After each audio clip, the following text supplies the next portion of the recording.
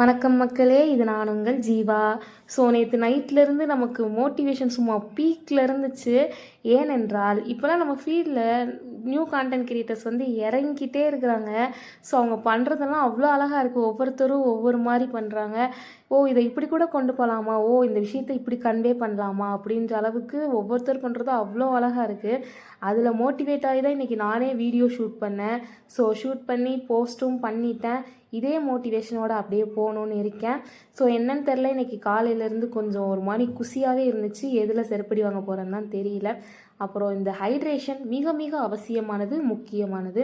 So காலையிலக்கு 3 egg white சாப்பிட்டு வாழைப்பழம் சாப்பிட்டு கிளம்பிட்டேன். அப்போ தான் எனக்கு ஞாபகம் வந்துச்சு, நமக்கு செடின்னு ஒன்று வச்சுருக்கோம் அப்படின்னு.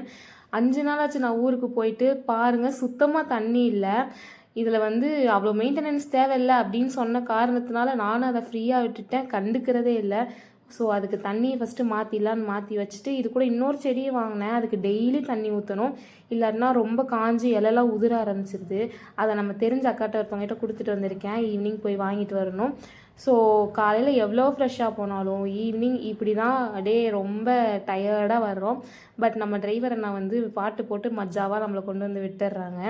அப்புறம் இந்த பாட்டி கடையில் 2 தோசை வாங்கினேன். பாட்டி கொஞ்சம் டெரர் தான், ஆனால் கைப்பக்குவோம் சொல்ல வேணாம், அப்படி இருக்கும்.